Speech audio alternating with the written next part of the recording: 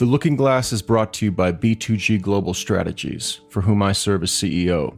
B2G is an international security and investigations firm whose clients include some of the leading individuals and companies around the world. Our services include forensic accounting, anti-money laundering, cyber investigations, due diligence investigations, and security and threat assessments. You can learn more at b2gstrategies.com. We'd like to make special mention this episode of the podcast Good is in the Details. Good is in the Details is hosted by Gwendolyn Dolsky, PhD, and Rudy Sallow. Each episode of Good is in the Details features a discussion with an expert where we, the listeners, learn what we didn't know. Join Gwendolyn and Rudy in gaining a bit of wisdom, health tips, lessons on self-improvement, and some laughter in between. I've now listened to several episodes of Good is in the Details, and I can attest that Gwendolyn and Rudy are a pleasure to listen to. They tend to select intriguing topics for discussion and bring a Socratic philosophy to the various subjects they address, which I find both appealing and educational. I would strongly recommend that you check out Good is in the Details at the first opportunity. It's available wherever you stream podcasts.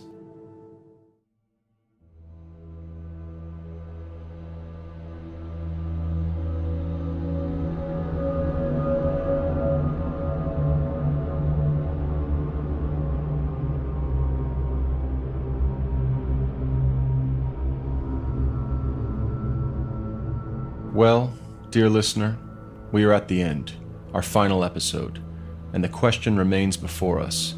Did Jeffrey MacDonald murder his wife and children in the early morning hours of February 17, 1970? MacDonald was subjected to 3 different legal proceedings: the Army's Article 32 hearing in 1970, the grand jury of 1974 and 75, and the trial of 1979. The first cleared him, the second indicted him, and the third convicted him. Our review of the record suggests that MacDonald received fair treatment in neither the military nor the civilian courts, and that not only should he not have been convicted, he should never have been tried. But as we noted, MacDonald's being not guilty is not the same as his being innocent, and having concluded that the correct judgment in 1979 would have been not guilty, we must nevertheless consider the historical question of whether MacDonald committed the crime. I'm Matthew Kraig Kelly. Welcome back to The Looking Glass. And the wheel of destiny has turned. The survival of peace and freedom will be determined by whether the American people have the moral stamp. 5, 4. The great silent majority. Castle. Drive.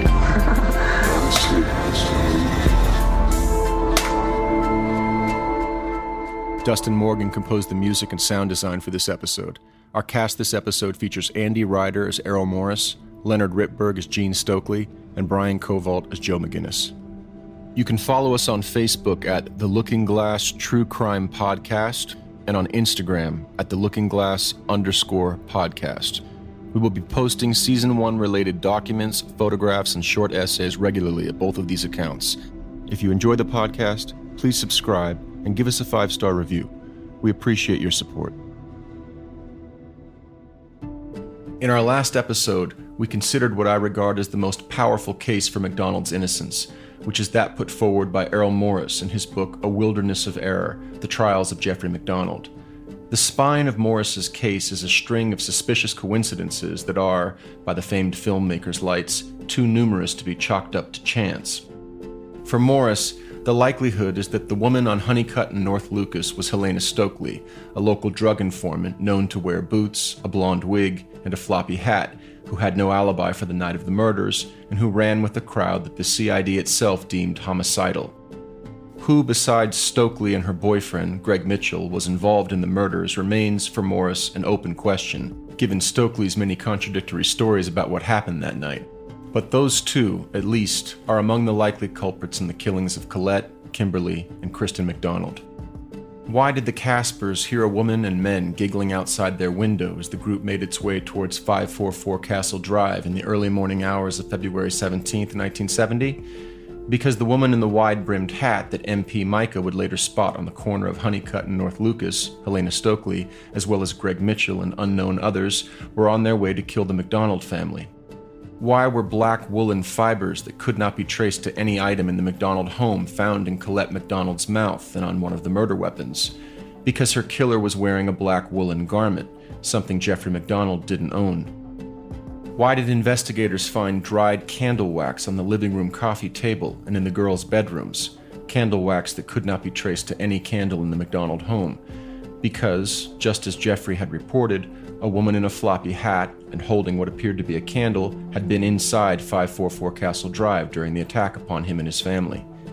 Finally, why did Helena Stokely keep confessing to her involvement in the murders, right up until a few months before her death in October 1982, when she told her mother that she had been inside 544 Castle Drive that night and that Jeffrey MacDonald was innocent? For the obvious reason, she was guilty. The details of the crime, for Morris and other MacDonald defenders, may never be fully known, but the essence of what happened is clear enough. It is a powerful case. Is it the right case? The best analysis? That depends on what the evidence against MacDonald is. Let's look at that evidence. We have been through the government's case against MacDonald. The Article 32 prosecution in 1970 was a shambles, to the point that the government closed the proceedings to the public after MacDonald's lawyers started interrogating and embarrassing the Army investigators. The grand jury proceedings of the mid-1970s, as we reviewed, let loose a stream of dubious and open-ended speculation about MacDonald's supposed suppressed homosexuality and hidden psychopathy and threatened masculinity, as well as claims about the physical evidence that went well beyond what was empirically warranted. And finally, in 1979, we took our cues from government prosecutor Jim Blackburn, who claimed that one could throw out all the evidence and just keep two pieces: the club with the pajama fibers on it, and MacDonald's perforated pajama top. We saw that these were hardly sufficient grounds for MacDonald's conviction. What other evidence is there? I want to focus on 4 issues: fibers, blood, wound patterns, and MacDonald's evolving account of the crime. First, fiber evidence, and specifically, the distribution of pajama fibers in the MacDonald home. We have noted the military's statement that the presence of MacDonald's pajama fibers in the children's bedrooms was conspicuous, given that he claimed to have removed his torn and perforated pajama top before entering those rooms. But as we also observed, MacDonald did not remove his pajama bottoms, which were badly ripped through the crotch, and which therefore could easily have been the source of the fibers in the children's rooms, since he was still wearing the bottoms when he entered them. But what about the absence of fibers in the living room, where investigators did not recover a single fiber? By contrast, they located scores of pajama fibers in the master bedroom. Remember, MacDonald claimed that he was attacked in the living room, where his pajama top was ripped, pulled over his head, and punctured 48 times. Why, then, were nearly all the fibers in the other rooms? There were several fibers located at the end of the hallway, where MacDonald claimed to have awoken after having been knocked unconscious, and where a single blood stain, possibly MacDonald's type, was also located. We must count that as modest evidence in support of MacDonald's story. Nevertheless, no pajama fibers in the actual living room where he was assaulted. Note also where the pajama fibers were found in the master bedroom. I quote now from a 2018 Fourth Circuit Court of Appeals decision. The CID team's search of the master bedroom yielded 60 purple sewing threads, similar in appearance to the threads stuck to the blood-stained piece of lumber found outside the apartment, plus 17 blue fabric yarns and a single blue-black sewing thread. In many places where there were splinters, there were also threads and yarns. 3 of the purple threads were with the splinter in the blood clot beneath Colette's head, and 3 more purple threads were with the splinter near the largest blood stain in the area rug.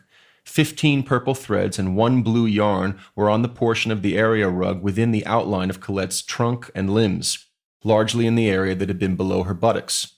12 purple threads and the single blue-black thread were on the portion of the area rug adjacent to Colette's left hand and arm.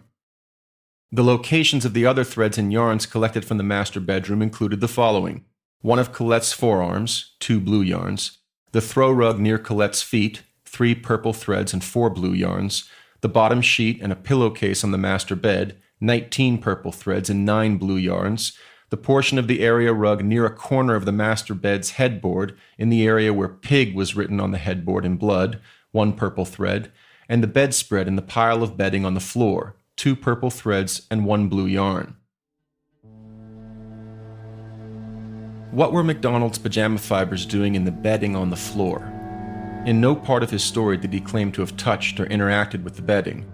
Why was there a thread near where someone had written pig? Why were there so many fibers, a full 28, on the master bed, which MacDonald also never touched after entering the room, according to his own story, and on which Colette was clearly attacked with the club, as splinters were also found there? Could these fibers have been redistributed from elsewhere by crime scene contamination, MPs haplessly moving about the apartment, picking up fibers in one location and depositing them in another? It's conceivable. But then why did so many of the fibers end up in the master bedroom? Why weren't they also out in the living room, where MPs, who were traveling both ways between the bedrooms and the living room, were also wandering around? And given that nearly all the fibers were in the bedrooms and none in the living room, does it not stand to reason that the pajama top and bottoms were torn and began shedding fibers in abundance in the place where investigators found the vast majority of them, namely the master bedroom? And if we grant that, does it not also seem most plausible that the person wearing those pajamas was the one who deposited the large number of pajama fibers on the bed, and the few pajama fibers in the bedding left crumpled on the floor and near the word pig? Perhaps because the person wearing the torn pajamas was the same person who wrote the word pig, which MacDonald claimed, incidentally, never to have noticed? Let us briefly play the other side of this argument. Okay, no pajama fibers were found in the living room, but there were some fibers, a pile or ball of them, according to investigators, at the end of the hallway leading into the living room, where MacDonald reportedly fell unconscious with his torn and perforated pajama top still around his wrists. Maybe the fibers were held in the pajama top, like debris in a hammock, until he stood up, at which point they began falling out, the more so once he removed the pajama top on entering the master bedroom. Maybe. But are we to believe that MacDonald ripped his pajama bottoms somewhere other than the living room where he was attacked? So his pajama bottoms were ripped badly through the crotch, and his pajama top was punctured 48 times, all in the living room, but the only fibers we find are in a little pile at the end of the hallway? Whereas we find fibers all over the rooms where Colette and the children were attacked? Shouldn't the fibers also be in the living room where the person wearing and tearing the pajamas that shed them was attacked by multiple intruders? Why is there nothing but a small pile at the end of the hallway? And when we consider the alternative, that the person wearing the pajamas was not attacked in the living room, but rather attacked 3 other individuals in the 3 bedrooms, does not the distribution of fibers suddenly make sense? Number 2, the blood. Where do we find MacDonald's blood? In the living room, where he was stabbed and beaten? No, there was not a drop of MacDonald's Type B blood in the living room. There were drops of Type B blood in the kitchen, on the floor in front of the sink. There was also blood on the underside of the sink, though it could not be typed. But it certainly seems plausible that this blood was from the same person who bled adjacent to it, Jeffrey MacDonald. Why would MacDonald have bled on the underside of the sink? Perhaps because he was retrieving a pair of the rubber gloves stored beneath the sink. And why would he have done that? Perhaps to ensure that no prints would appear on the knife and ice pick he used to inflict scores of wounds on Colette and Kimberly after having incapacitated or killed them with the club, and also on Kristen, in order to make it appear that the family had been the victims of multiple intruders wielding multiple weapons. And perhaps also to write the word pig in Colette's Type A blood on the headboard of the bed in the master bedroom without leaving fingerprints. Whoever wrote the word was wearing gloves, as their script featured none of the ridgelines it would have had they written the word with bare fingers. 2 bits of latex, one shaped like a finger and both stained with Type A blood, were in fact located in the master bedroom. One lay near Colette, the other, the finger-shaped piece, lay in the crumpled bedding that also, for some reason, contained MacDonald's pajama fibers. Did one of the intruders wear latex gloves, perhaps retrieved from under the sink, as one of MacDonald's appeals lawyers suggested? What do you think, dear listener? Investigators also located MacDonald's Type B blood in the bathroom sink, and at the juncture of the linen closet doors just outside the bathroom, about 6 feet up, as though someone with Jeffrey MacDonald's blood on their hands had pulled apart the doors to access something inside. It happens that there were disposable scalpel blades in the linen closet, consistent with the type that could have made the small, clean incision between Jeffrey MacDonald's ribs, the one that partially collapsed his lung. all of which raises the possibility that MacDonald retrieved such a blade and then, with a surgeon's skill, wounded himself in front of the bathroom mirror such that he bled into the sink. MacDonald, of course, acknowledged to investigators that he had been in both the bathroom and the kitchen where his blood was found. He claimed to have washed his hands at both locations. I don't know why, he would later reflect. Maybe because I'm a doctor. That doesn't explain the blood under the sink, though, or that on the linen closet. Nor does it explain, as prosecutor Jim Blackburn argued in 1979, the absence of Colette and Kimberly and Kristen's blood in the bathroom. As Blackburn pointed out, MacDonald brushed off observations about the absence of his type B blood in the living room by saying that he apparently hadn't bled much. So he didn't bleed where he was actually cut, but he did bleed in the bathroom? Quoting Blackburn, "He goes to the master bedroom, and then to the kids' rooms, and then to the hallway, and then somewhere else before he goes back to the hall bathroom and washes off his hands for the first time. Washes off his hands. His hands were bloody, according to his own testimony. He had touched 3 dead people who had bled a lot. You recall his testimony on both direct and cross. I saw a lot of blood. Well then, why is the blood in the bathroom sink, according to the government testimony, that of type B, which matches his, rather than type A, type AB, or O, which matches his family?" Indeed. This brings me to my third evidentiary concern, the wound patterns. Remember all the way back in episode 3, when we quoted McGinnis quoting the Fort Bragg Provost Marshal's unreleased report on the murders, which stated that the victims' wounds were in a relatively small area of the bodies? He had a point, and it is one recently echoed by the cold case investigator Paul Holes, who has come to prominence in recent years for his leading role in the capture of serial killer and rapist Joseph James DeAngelo, better known as the Golden State Killer. Holes is not an expert on the MacDonald case, but in examining the autopsy photos of the victims for a 2020 episode of his Murder Squad podcast, he noticed the same thing the Provost Marshal had back in 1970. Namely, that if there were, say, 2 killers of Kimberly and Kristen, one wielding an ice pick and the other wielding a knife, the pair had done something highly irregular, which was to attack the victims in turn and on the same relatively circumscribed parts of the body. The wounds, that is, were not distributed across the bodies in the manner one would expect if multiple killers were attacking simultaneously, rather than a single killer attacking once with the knife and then again with the ice pick.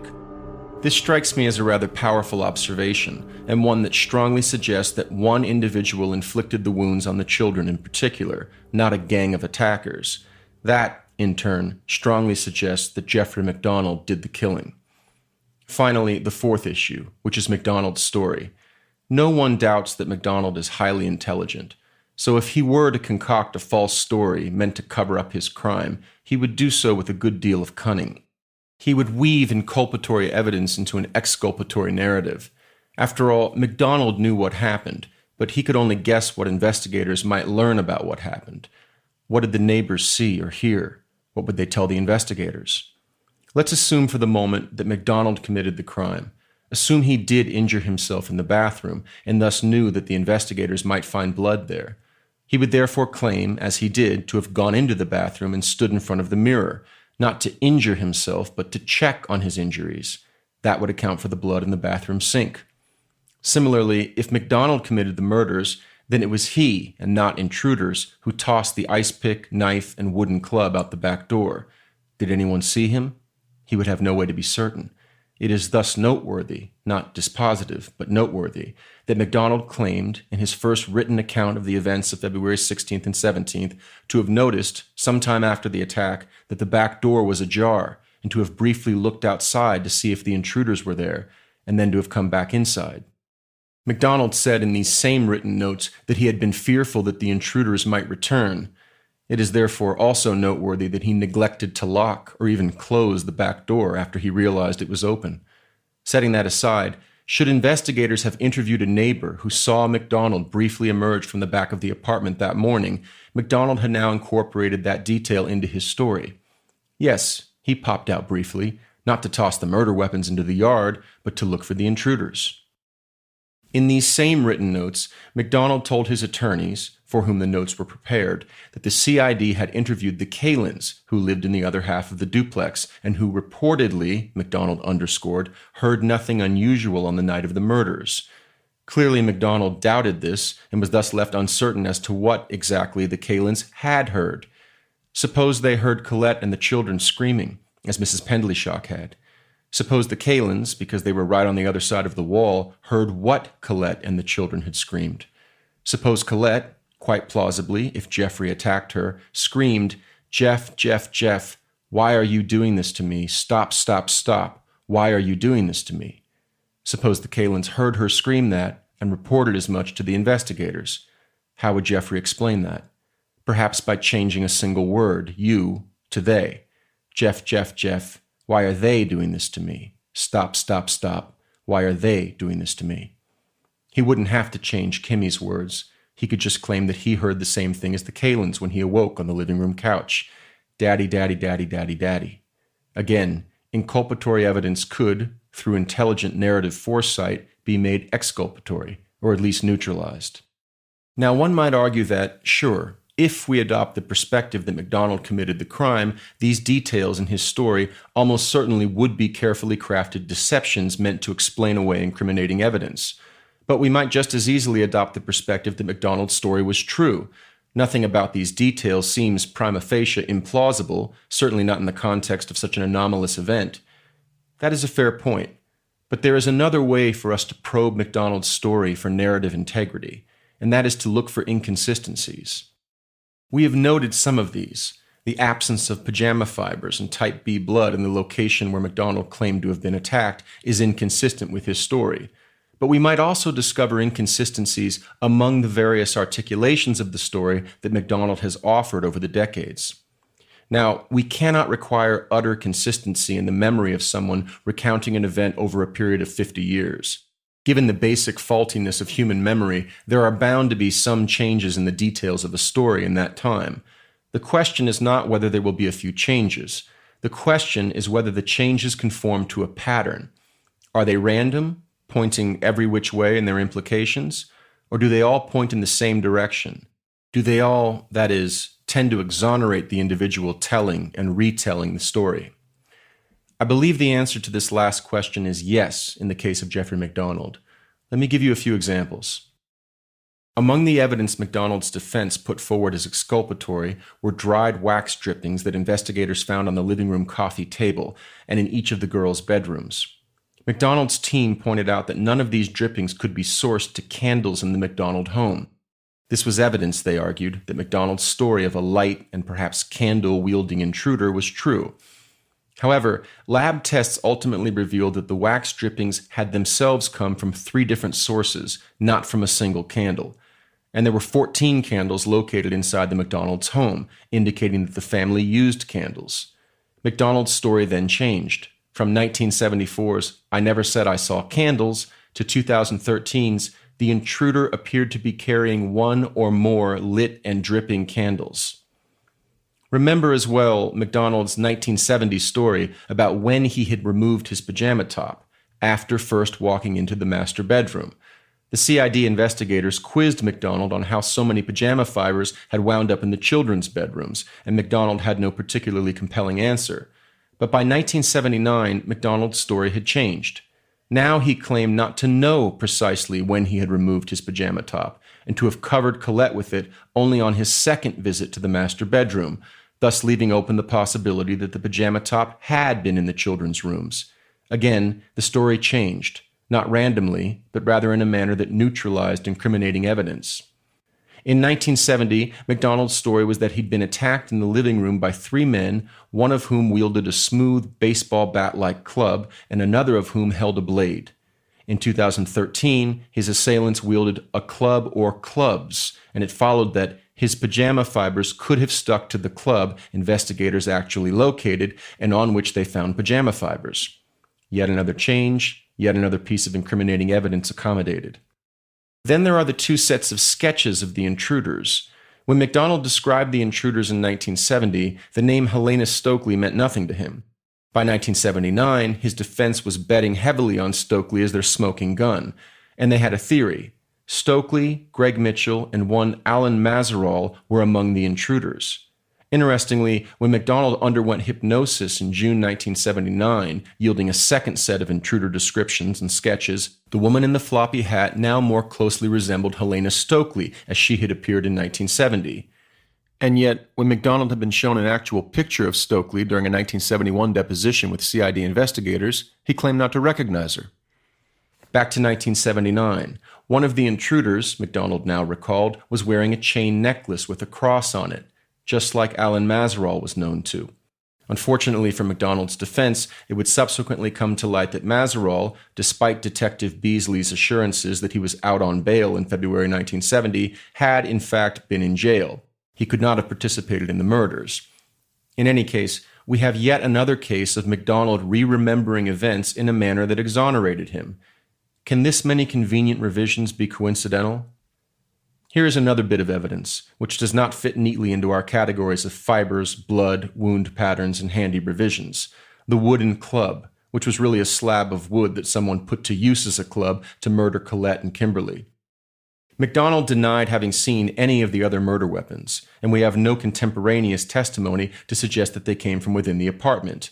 This does not tell us that they did not come from within the apartment, of course. After all, asking friends and neighbors, as CID agents did, if they remember seeing this or that paring knife or ice pick in the MacDonald home could easily yield no evidence of such items, even if they were from the home. In any case, MacDonald said he'd never seen them. He said the same about the slab of wood, but in that case, the government ultimately produced convincing evidence that the wood was from the home. Its grain pattern and growth rings matched those of a slat in Kimberly's bed. The slab club was also stained with the same paint used to cover the bed's footboard and headboard. That paint was also on a pair of latex gloves located in a locked storage shed outside the back door. Now let's juxtapose our two potential stories in light of the fact that the wooden club we actually have, not that MacDonald claimed to have been attacked by, was from the MacDonald home. Either MacDonald killed his family using weapons from the apartment, 2 knives, an ice pick, and a slab of lumber, and then tossed them into the backyard, or intruders attacked the family using 2 knives, an ice pick, and a baseball bat that they brought with them, and 1 slab of wood that they happened upon, either in the locked storage shed out back, or in a nearby well where MacDonald stored such slabs, or in the utility room where pieces of wood were also located. The intruders would then have tossed the weapons aside as they departed, all but the baseball bat, that is. Incidentally, note where the weapons were tossed. 1 paring knife was found in the master bedroom, but the other knife and the ice pick were both located beneath a bush, as though they'd been tossed there by 1 person, rather than by 2 people dropping weapons willy-nilly as they fled. Granted, the club was located further out in the yard. What about those black wool fibers that were found on the club, and in Colette's mouth, and on her sleeve? On appeal, one of MacDonald's blue-chip attorneys, Harvey Silverglate, argued that this evidence, which prosecutors had suppressed in 1979, was powerful proof of MacDonald's innocence. Clearly, whoever killed Colette was wearing black wool, and nothing in the apartment was made of black wool. It turns out that of the 5 black wool fibers investigators discovered in the apartment, no one was like another. None had come from a common source, that is. This suggests strongly the black fibers were random debris, not evidence of a single individual wearing a black woolen garment. And finally, what about MacDonald's pajama top with its 48 holes? How were those made? We cannot say for sure.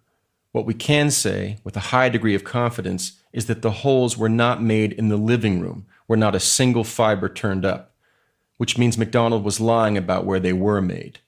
It would be interesting to know more, but we don't need to in order to conclude that MacDonald, if he lied about the attack, was guilty of the murders.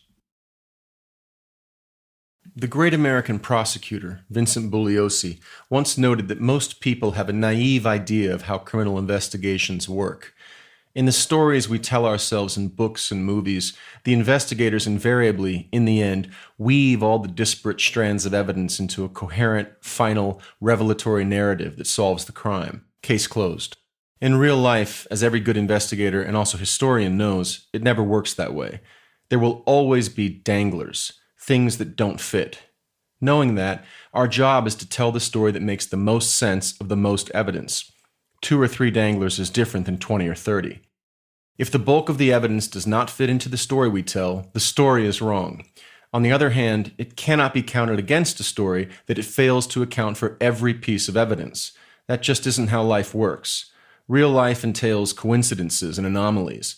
Weird things happen, and they are just the kinds of things that we tend to burnish out of our storytelling, and so when they crop up in real life, they make us uncomfortable.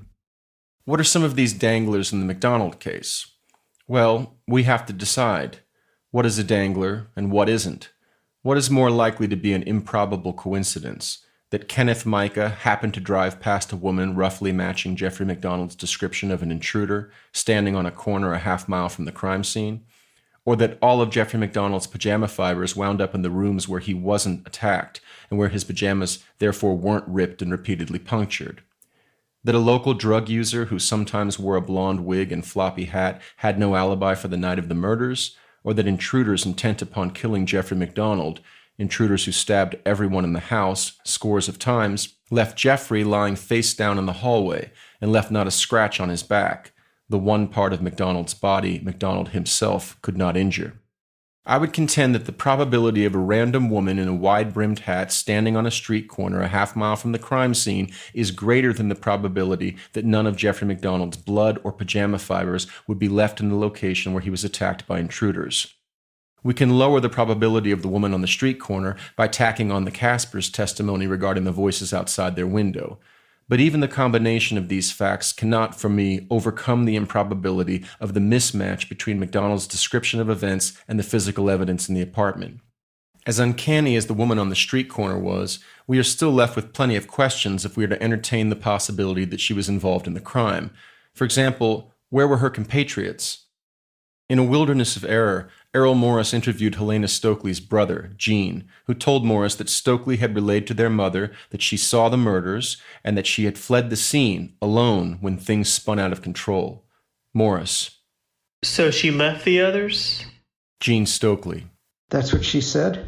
That's what she told my mom? So she could have ended up... Left behind. Left standing out there on that road, alone. It is another powerfully evocative moment in Morris's book. Then again, it is also another instance in which Stokely, based on what was publicly known about the case, could have insinuated herself into it. After all, Stokely claimed, on and off, to be the woman in the floppy hat.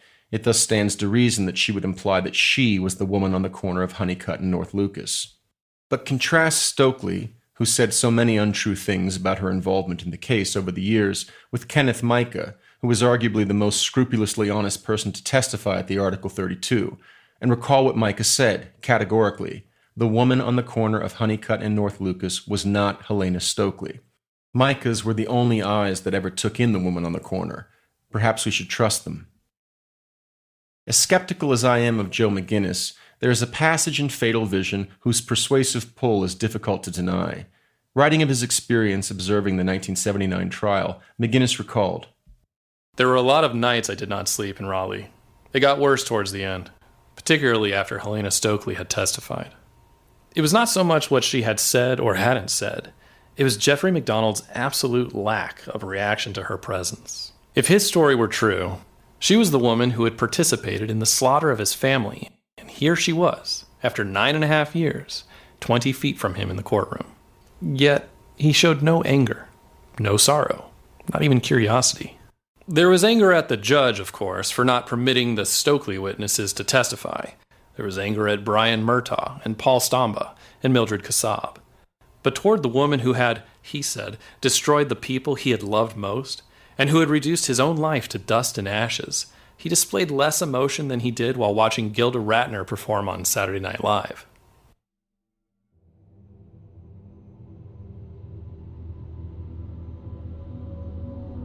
One of Jeffrey MacDonald's attorneys, Wade Smith, has noted, correctly, that people grieve in their own ways.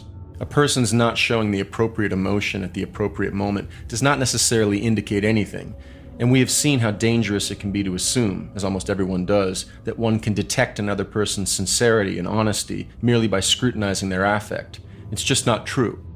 Then again, when one thinks about enduring an experience like MacDonald's, considers what was done to his 2 young children and their pregnant mother, their crushed skulls, broken bones, and mangled bodies, it is a little difficult to understand MacDonald's lack of emotion when he at last shared a room with the woman who had held the candle, chanted "Acid is groovy, kill the pigs, hit him again," and then disappeared into the night with the murderers of his family.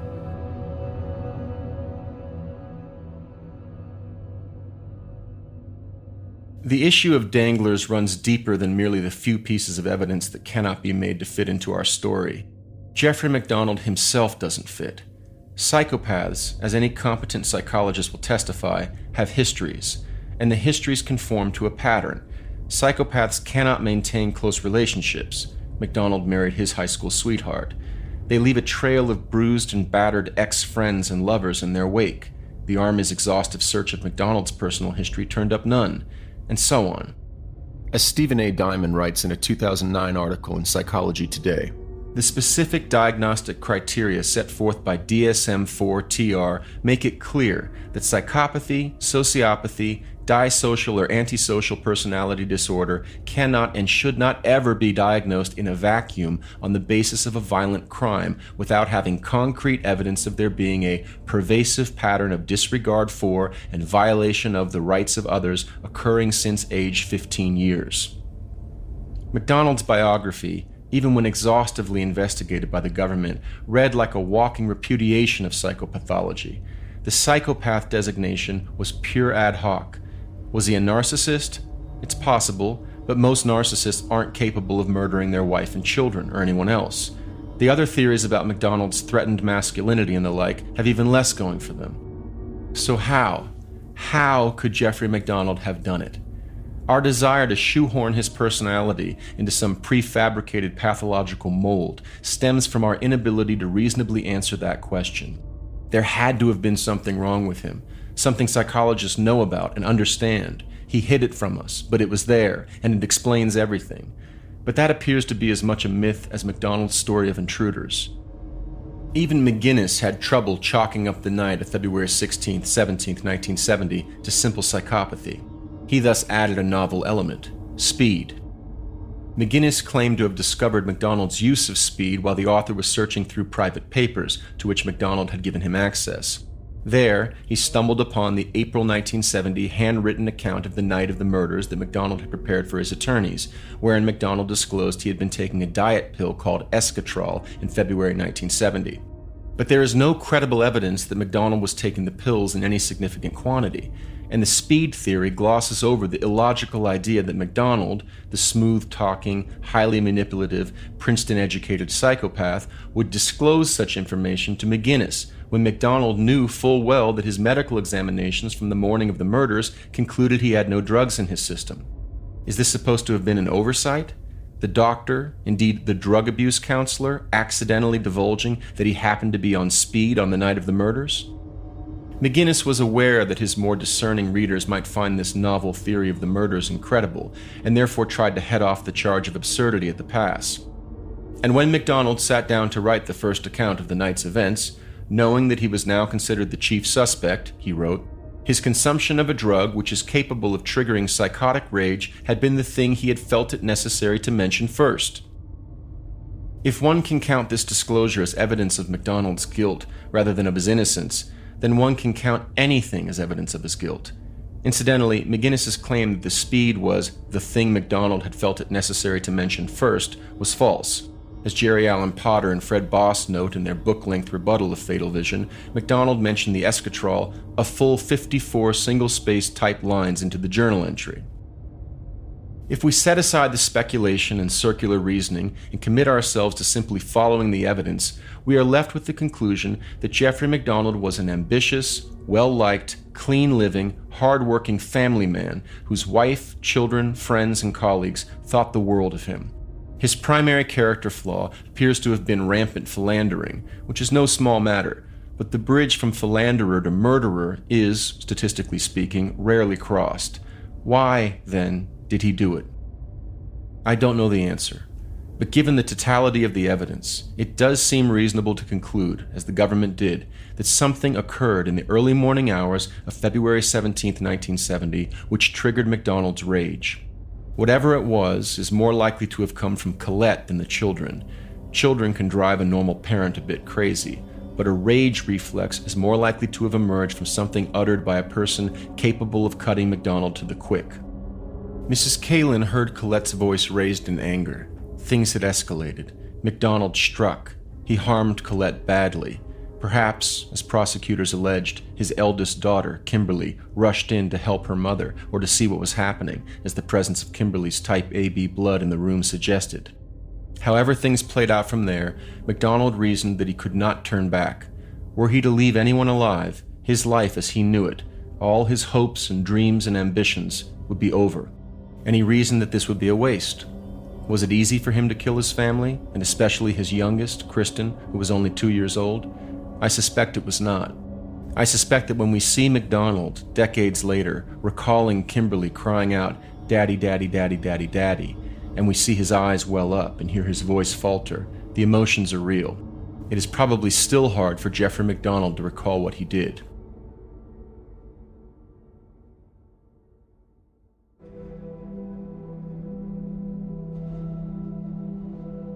But humans are moral compromise machines, as even a peek at history will disclose. MacDonald likely figured that, having done what he did, it would be little use to anyone for him to spend the rest of his days in prison. Whereas someone like him, on the outside and free, could do a great deal of good in the world, perhaps even enough good to make up for this terrible evil. As the student whom Raskolnikov overhears at the tavern in Dostoevsky's Crime and Punishment puts it, would not one tiny crime be wiped out by thousands of good deeds? For one life, thousands would be saved. Given his skills as a surgeon, MacDonald would, unlike the average murderer, save far more lives than he had taken, including the lives of mothers and children. And by all accounts, MacDonald did save a great many lives when he returned to medical practice after being cleared by the Army. He rose to head of emergency medicine at St. Mary's Hospital in Long Beach, California. He taught at the UCLA Medical School. He authored an emergency medicine textbook. He even became, as McGinnis wrote, a nationally known lecturer on the subject of recognition and treatment of child abuse. How about that?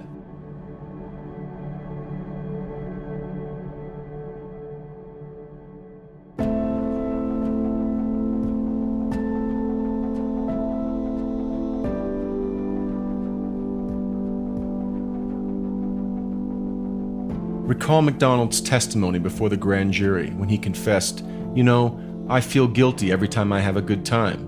You know that? Every time I have a good time, I pay an equal price. If I have a good day in the emergency room, I have to spend some time by myself to sort of recuperate because I shouldn't have been having a good time, because I should have died." There may well be some truth in that statement.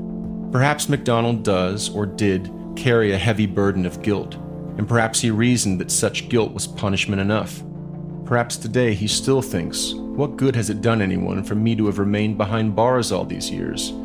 How many lives might I have saved had I been left alone and permitted to continue practicing medicine? It is, admittedly, a crudely utilitarian calculation, but is it so far-fetched for someone to reason this way in the modern world, where MacDonald lived and thrived? A world where so many educated, sophisticated people are moral relativists, who have long since left behind the God who will one day judge the great and the small? And might not Jeffrey MacDonald see himself as something of a great, given his gifts and accomplishments? This was a world beater, loved and admired by seemingly everyone who knew him. Cannot such people, without succumbing to psychopathy or even narcissism, simply inhabit a universe in which, given that no heavenly judge exists, no earthly judge is entitled to stand in his place? Yes, MacDonald may have done something wrong, even horribly wrong, but no man cloaked in a black robe, artificially elevated by an imperfect legal system, would dictate what his life would or wouldn't be, would condemn him to live as an animal in a cage until he died. Are there not many intellectuals who have argued that incarceration is really about reform, not something so metaphysically flimsy as justice? And might not someone like MacDonald conclude that, in effect, he was reformed? He would never do anything like this again, and he knew it, and no ignorant, uneducated juror, or sanctimonious, half-educated judge, or senile, overeducated psychologist could rightly tell him differently. It is frightening to consider that this could be the reality, that with all our scientific and social scientific understanding, we cannot get our hands around someone like Jeffrey MacDonald. But I believe that is the reality. As Hamlet cautioned Horatio, there are more things in heaven and earth than are dreamt of in our philosophy. Of all the things in heaven and earth, this may be truest of ourselves.